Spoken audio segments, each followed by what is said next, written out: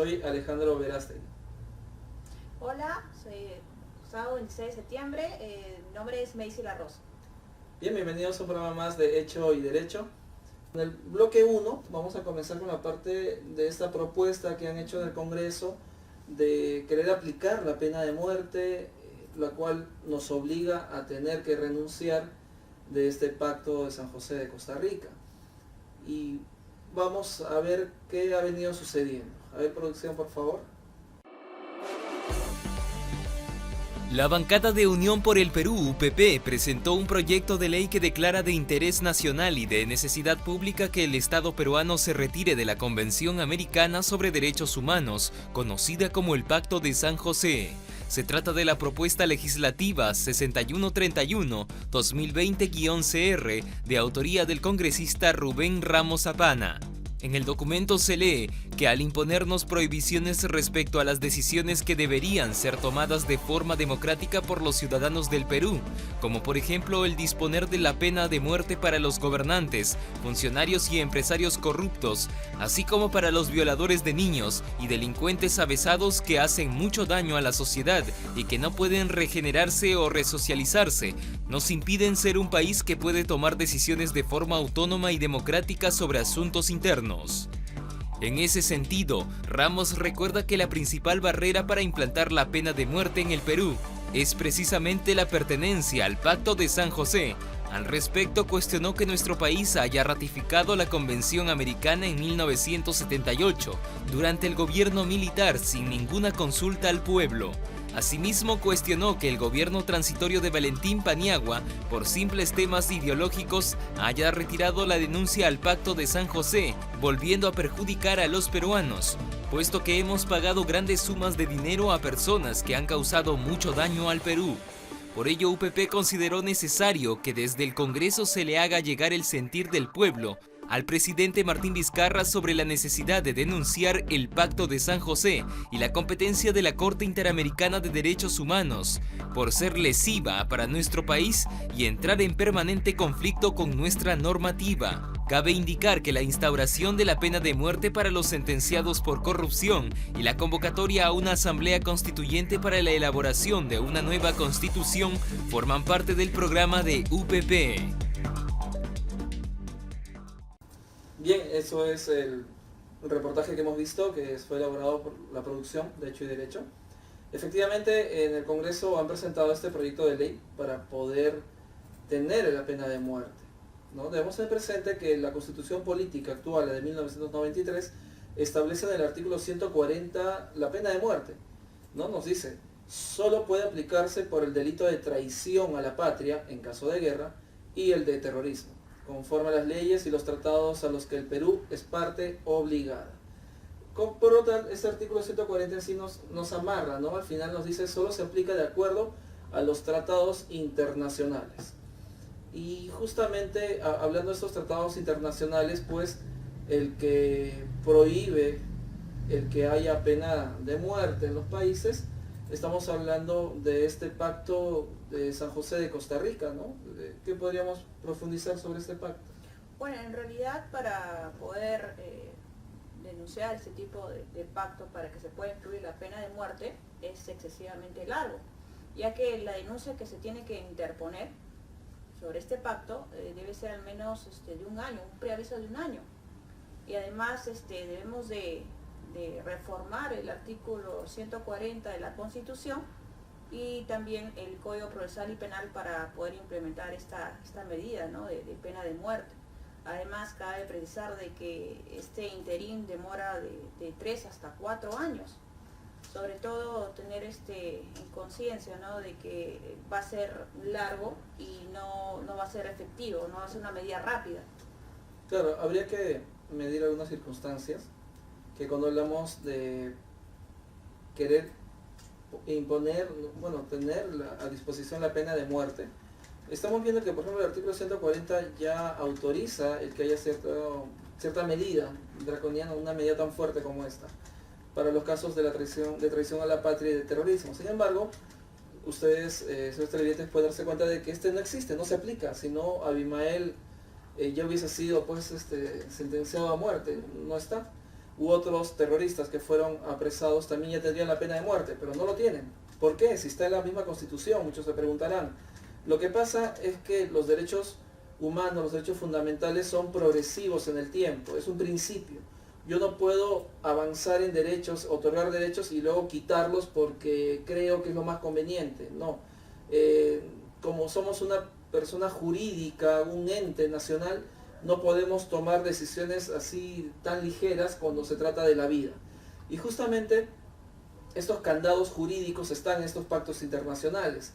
Hay pactos donde se renuncia a la pena de muerte y Perú los ha firmado, los ha suscrito, y de tal manera que se aplican hacia nuestro derecho peruano. Y efectivamente, como nos menciona, el trámite para poder renunciar es amplio, no es tan corto, no es que de la noche a la mañana ya quiero renunciar al Pacto de San José de Costa Rica para poder aplicar la pena de muerte. No es cierto, o sea, eso va a tomar mucho tiempo, y muy aparte de esperar el tiempo con el cual podemos hacer el pedido de renunciar, se renuncia al todo, no se renuncia a medias. Pero entonces, ¿a qué estamos renunciando? ¿No? O sea, ¿qué perdemos si renunciamos? Porque muchos dirán, sí pues, pero los corruptos, los políticos corruptos merecen la pena de muerte, como se aplica en China. O tal vez, como se ha visto antes también en nuestro país, cuando hemos visto casos de violación hacia niños, hacia niñas, casos tan graves que uno dice, oye, quien lo cometió no tiene ni siquiera un mínimo de humanidad, ¿no? Que sí dan cólera, sí dan rabia, pero el aplicar la pena de muerte por estos pocos puede también llevarnos a cometer algunas injusticias, porque el sistema jurídico a veces no es tan adecuado, a veces hay errores y podría ser que justos paguen por pecadores. ¿Y qué sucede si se demuestra en el tiempo que en el juicio sentenciaste a quien no era? Ya le diste la pena de muerte, ¿cómo revives a esa persona? Entonces hay muchos temas que se tendrían que ir escarbando aquí. Sabemos que los políticos corruptos dañan, nos molestan, el país no avanza por ese tipo de gente, pero aplicar la pena de muerte nos lleva a muchas más consecuencias de solo el acto de matar a esta persona. Porque si renuncio al Pacto de San José de Costa Rica, ¿qué perdemos? Perdemos varias circunstancias, ¿no, Alejandro? Como hemos estado viendo en el transcurso del día. ¿Podrías indicarnos, por favor? Sí. Carlos, hay un error, por favor, en la denominación del programa, para poder corregirlo. Bien. Perder o renunciar al Pacto de San José de Costa Rica, en realidad, nos cuesta una libertad de defensa de nuestros derechos. ¿Por qué? Nosotros ya hemos escuchado constantemente a muchos políticos que para poder llegar al poder dicen, no, tenemos que aplicar la pena de muerte, que sí, que esos se tienen que morir, hay que matar a los corruptos. Pero es que eso es un tema populoso, es un tema popular, es algo que va a vender, es algo que tú sabes que si le vendes a la gente, es como ofrecerle dulces a un niño, ¿no? O sea, sabes que sí o sí va a querer. Entonces el ofrecerles pena de muerte contra violadores, contra corruptos, contra ladrones, es algo que va a vender, es algo que sí vamos a querer, pero no te venden el producto completo, no te dicen cómo es el panorama jurídico real. Lo que sucede es que tú no puedes renunciar a la defensa de los derechos, no puedes renunciar a que ya dijiste que tú no aplicas la pena de muerte si es que no sales del Pacto de San José de Costa Rica. Este pacto fue firmado, fue creado en 1969, se aplica desde 1978, y es un pacto que nos ofrece el Sistema Interamericano de Derechos Humanos. Gracias a este pacto, nosotros, si nos vemos vulnerados en nuestros derechos, ustedes, los que nos están viendo, imaginemos que tienen un juicio en el cual de repente se basa en un tema político por tus ideas, porque te están persiguiendo, porque estás en contra del que está en el gobierno. De repente te quieren hundir económicamente, tu empresa, te hacen una persecución por tu empresa. Tú sabes que es un panorama injusto, sabes que tienes el derecho, y aún así, el juez de primera instancia del Estado no te da la razón, te da la contra, te sentencia. Entonces tú dirás, bueno, voy a apelar. Tu abogado también te dirá, sí, tranquilo, apelemos, llegamos a segunda instancia.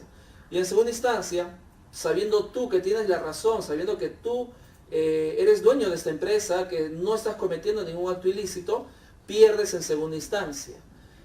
Y pierdes en segunda instancia y te preocupas, dices, oye, ¿qué está pasando? ¿No? Y resulta que tú sabes que de repente por un tema político, porque no te llevas con la gente de gobierno, porque no eres monedita de oro, pues no le caes bien a todos, y resulta que los que están en el poder no son allegados tuyos, y como tal vas a una casación, que sería como la última instancia, y pierdes nuevamente, a pesar de que tú tienes los medios probatorios, tienes los argumentos a tu favor, pero pierdes, porque al fin y al cabo los jueces resuelven algo y en contra tuya. Entonces tú dices, oye, ¿qué hago? Y lógico, tú perdiste porque hay una maquinaria en contra tuya, porque hay un sistema político en contra de tus derechos. Y de repente tú te opusiste a un gobierno dictatorial, quiera Dios que no llegue, pero ya lo tuvimos antes, y que tú quieres enfrentarte a este gobierno dictatorial. Va a suceder que si ya llegaste a la casación, ya agotaste la vía interna del derecho peruano, ya agotaste la vía interna del sistema de administración de justicia. Entonces tú dices, ¿y ahora qué hago? Tus abogados lógicamente te dirán, ok, nos queda el sistema interamericano de derechos humanos porque el Perú está suscrito a través del Pacto de San José de Costa Rica.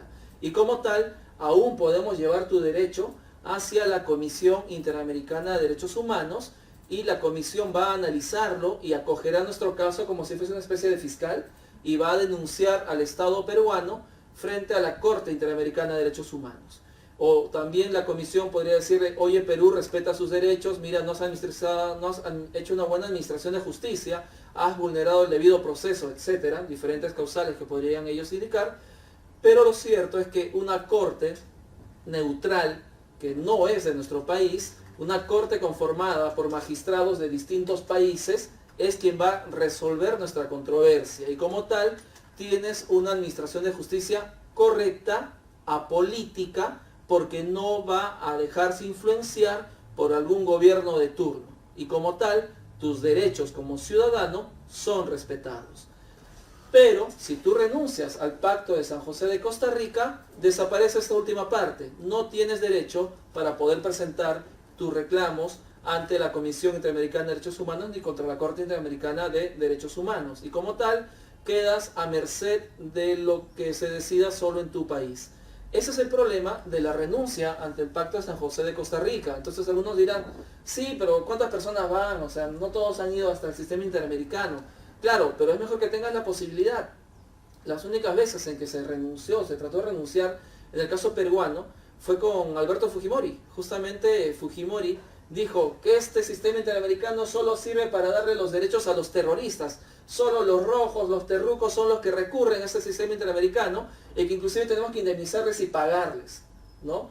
Es decir, se utilizó un argumento también político para decir, no, hay que irnos, hay que salir de esto, pero no es tan cierto. O sea, han habido casos en que sí, efectivamente, algunas familias de terroristas que fueron asesinados llegaron al sistema interamericano y el sistema interamericano dijo, efectivamente, Perú, tú no has respetado el debido proceso, directamente los has asesinado, los has matado. Uno podría decir, sí, pues, pero eran terroristas, también ellos mataban a los otros, ¿no? Sin embargo, eso podría entenderse desde un ser humano, una persona, nosotros, porque somos seres emocionales, ¿no? Reaccionamos a algo que no nos gusta, nos fastidia. Pero un Estado, un gobierno no puede hacer lo mismo. Ellos tienen que meditar, razonar las medidas que van a llevar a cabo. Y como tal tendrán que ver si es que alguna ejecución es correcta, no es correcta, alguna medida de las Fuerzas Armadas es correcta, no es correcta. Tienen protocolos que seguir. Hay sentencias ya internacionales de casos de Argentina, de Chile, en el caso peruano, con los cuales la policía, el ejército, tiene ya protocolos debidos que atender para no vulnerar los derechos de las personas. Y esto es lo que se renuncia si nos vamos del Pacto de San José de Costa Rica. Por ello es que no es poca cosa el querer renunciar. Pero ahora vayamos al otro tema dentro de este contexto, ¿no? Pero como les dice, es un tema popular, populoso, siempre va a vender. Y es el tema de la eficacia de la pena de muerte. O sea, ¿realmente el fin justifica los medios? O sea, yo quiero la pena de muerte. ¿Qué tengo que hacer? Renunciar al Pacto de San José de Costa Rica. ¿vale la pena hacerlo? O sea, ¿realmente la pena de muerte va a solucionar el que ya no tengamos políticos corruptos? ¿Realmente la pena de muerte va a hacer de que en Perú ya no existan los crímenes o va a descender la tasa de criminalidad? ¿Existe algún estudio serio que nos diga que la pena de muerte es una solución oportuna? Efectivamente no, Alejandro, es más, hasta es una medida muy larga para poder obtener este tipo de causal, ¿no? De muerte, de... Claro, el hecho de querer renunciar sí, al Pacto de San José de Costa Rica no es de inmediato, Ujú. es una medida larga, puede pasar un año tranquilamente hasta que recién se toque el tema, y una vez que renuncies, ya no tenemos el sistema interamericano, tenemos que modificar también la constitución política, porque ya vimos que el artículo 140 solo menciona causal de terrorismo y traición a la patria. No están los violadores, no están los políticos corruptos. Y eso nos llevaría a 2 legislaturas congresales que también tendría que tomar bastante tiempo para poder hacer esta modificación en la constitución política. Y aparte que para poder aplicarla también es hacia el futuro, no es retroactivo, porque la retroactividad solo es a favor del reo, del procesado, no en contra. Y la pena de muerte, lógicamente, sería tomada como que es en contra, ¿no? Ahora, no hay un solo país a nivel mundial en el cual podamos decir de que la pena de muerte ha sido eficaz, que haya servido para solucionar sus conflictos de criminalidad. No existe. Y como tal, nosotros tendríamos que acostumbrarnos a algo. O sea, uno podría decir, pena de muerte al violador, sí, porque lo odiamos, es un despreciado, es un ser que no debería estar en nuestra sociedad, ¿no? Es un X. Pero, como les digo, no existe un estudio sincero y científico que nos diga que la pena de muerte va a erradicar la criminalidad de nuestros países. Existía un caso que mucho se mencionaba a veces en clases del derecho penal, derechos humanos, de algunos países que supuestamente aplicaron la pena de muerte y que solucionaron todo, supuestamente se eliminó la criminalidad. No me acuerdo cuál era este país en este momento, pero resultó que al final la noticia era falsa. Y justamente la misma embajada de ese país hizo llegar la información a Perú indicando que el dato no era real y que se desmentía, de que no había pena de muerte y no había tal disminución de criminalidad. Porque si queremos erradicar a los criminales, si queremos evitar ciertos violadores de niños, pediatras, pedófilos, o los mismos feminicidios que se han estado viendo, la solución no es el dar penas más altas, ¿no? El tema es estudiar a la sociedad, hay un tema psicológico inclusive. Sí, cabe mencionar también, Alejandro, de que el aumento de penas ha generado para intimidar a la población, ¿no? Indicar, ¿no? De que, mira, yo te voy a subir la pena, si tú cometes algún acto ilícito, vas a tener este resultado. Y si es que le ponemos el tema de la pena de muerte, igual no se ha visto cambios, que en el transcurso del tiempo nosotros se ha ido aumentando la legislación y no ha habido cambios. Aún han seguido las violaciones, han seguido el feminicidio, los homicidios. Entonces la intimidación en tiempo actual no ha generado algún tipo de resultado. Eso es real, es un dato real, o sea, las penas han ido incrementándose, pero los crímenes no han disminuido, más al contrario, cada cierto tiempo vuelve a salir una noticia de este tipo, y justamente muchos de estos actores que cometen estos temas tan fuertes de feminicidios, de violencia, de homicidios en general, es gente que a veces está mal de la cabeza. Entonces el Estado debería, creo, de preocuparse por la salud mental, que es algo grave. Hace poco se vio que murió un policía en la comisaría de Orrantía, ¿no? En donde detuvieron a un sujeto por hacer un escándalo en la avenida Salaberry, le quitan las esposas y él en ese descuido forcajea con el policía, le quita el arma y lo mata, le da 2 disparos. Y resulta que cuando ven los antecedentes de este sujeto, ya tenía antecedentes por violencia contra sus propios padres, violencia, ¿no? Violencia física o verbal, ¿no? Psicológica familiar, pero que uno diría, oye, entonces estamos hablando de un sujeto que no está bien de manera mental, hay un problema en cuanto a su salud mental. ¿Y qué se hizo por ese sujeto? O sea, ¿se dio algún control? ¿Estuvo el Estado viendo en qué va? O sea, hay descuidos que nos llevan a este tipo de actos donde muere un policía que inclusive por lo que he visto el policía tenía algunas medallas de reconocimiento, no tenía ninguna sanción disciplinaria, lo que indican era un policial correcto, ¿no? Algunos podrían decir sí, pero se descuidó. Bueno, un error lo puede cometer cualquiera, nosotros nos podemos descuidar en nuestras labores, pero estamos hablando de la vida de un ser humano, o sea, es algo grave y que justamente deviene por esta falta del estudio de la salud mental de las personas en nuestro país. Bueno, entonces estamos viendo de que la pena de muerte no está demostrado que sea una solución adecuada si lo que queremos es bajar la criminalidad. Y en cuanto a los políticos corruptos, si queremos expectorarlos, si queremos que no estén en nuestro sistema, también, o sea, oye, seamos sinceros, o sea, pero ellos cómo llegan a ese puesto, ellos cómo llegan a tener ese poder, llegan por nosotros, porque nosotros votamos por ellos. Entonces estamos tratando de culpar solo a este sujeto cuando también nosotros mismos somos responsables de la clase política que tenemos, ¿no? Estamos votando y tenemos que ser muy serios ahora que vengan las elecciones para el nuevo presidente, para el Congreso, para no poder estar en lo mismo, ¿no? El tener que ver toda esta asquerosidad a veces de cuando vemos cómo se pelea el Ejecutivo con el Legislativo, y que son cosas que nos retrasan como país, como Estado, ¿no?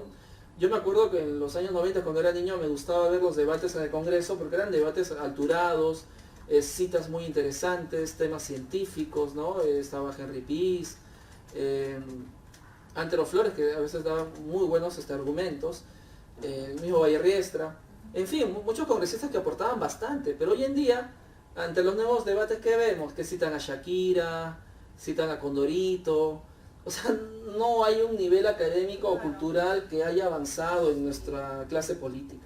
En realidad, Alejandro, todo también tiene una circunstancia, ¿no? De que los requisitos mínimos que piden para poder alcanzar una curul en el Congreso son mínimos, como acabo de decir, ¿no? Sí, son básicos, apenas tener 25 años, ser de nacionalidad peruana, y eso es todo, no hay más.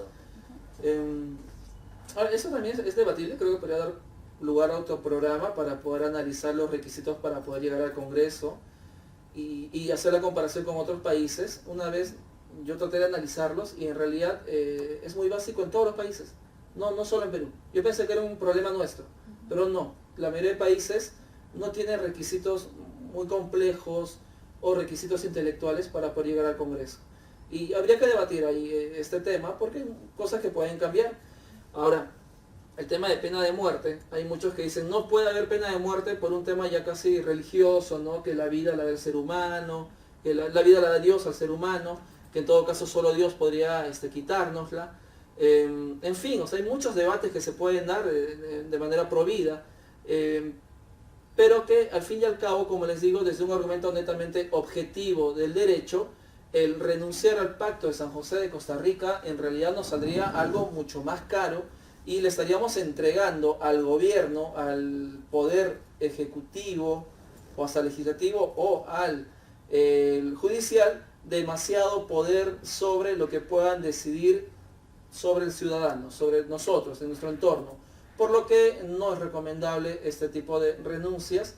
Y en conclusión creo que estamos arribando a que la propuesta del proyecto de ley es un argumento popular más, ¿no? Populoso, de demagogia, que busca tener gente a favor, pero que no es recomendable jurídicamente y que no se ha demostrado científicamente que la pena de muerte sea eficaz para erradicar los delitos de corrupción, los delitos de violación u otro tipo de delitos. Y entonces creo que hasta ahí llegamos con el primer bloque del programa con respecto a este proyecto de ley.